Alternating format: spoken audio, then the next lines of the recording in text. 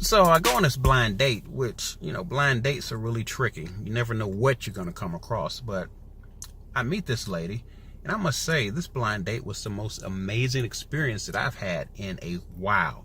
First off, the lady was very attractive, very intelligent, and the chemistry that we had was just really amazing. It was like one ongoing conversation that just morphed into something else, and then something else, and then you laugh, and then you smile, and such. And I mean, it was really a great experience. And then it was at a really nice restaurant. So, I mean, all went well. So what else could you ask for from a blind date? Well, how about a first date? So that's what I did. I called the lady up. I said, hey, I really enjoyed that blind date. So would you be interested in going, catching a movie, having a nice dinner, and maybe some cocktails? And she was like, that sounds really great. But you could just give me that money and come over here, and I'll cook you a nice dinner, and we can watch a red box and drink some wine. I had a assorted collection of wine. So I'm thinking, that's different, but okay. So go over there, have a great evening. I mean, really good time. So, what's next? Another date, I'm sure. So I'm getting off work, and I hear on the radio that Anthony Hamilton has a special appearance in town. And, I love Anthony Hamilton. So I call and I said, hey, you want to go and see Anthony Hamilton? She's like, I love Anthony Hamilton. That'd be great. But, you can give me that money and come over here. I got all of his CDs and a couple of videos on DVDs. So come over here. We can drink some wine and just have the coziness in my crib and have our own private concert.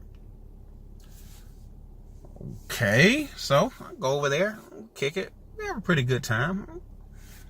So about a week later, my boss calls and says, hey, I need you to go on this trip to take care of this customer at this conference in California. It's going to be 4 days. You're going to stay in the Ritz-Carlton. I got all expenses covered. So I'm thinking, I'm going to call a chick up and see if she want to go out there with me. So I call her. I said, hey, look. Going to be out of town for a week at this lavish resort. Why don't you come out there and hang out with me? I got your airplane ticket covered.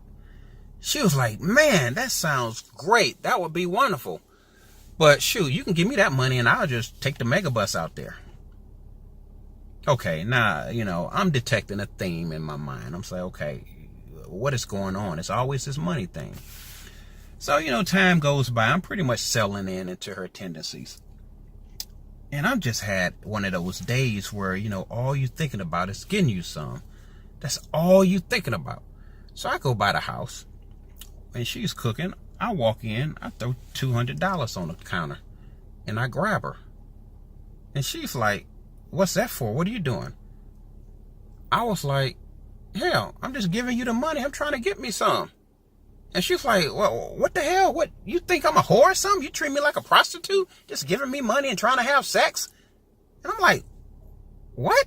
She's like, what do you think I am? You just going to throw money on the counter? And then I'm like, well, hell, everything else that we do is associated with me giving you money, so we won't have to do anything else. So if everything that we do is associated with me giving you money, how can you get upset with me giving you money so I can do something? So look, anyway. Look, bottom line is this. Mannishlaws. You are who you say you are. By word, deed, or action. You are who you say you are. So if every time I turn around, you asking me for money before you'll do something, you can't get mad because I give you money to do something. I mean, that's just Mannishlaws. You are who you say you are.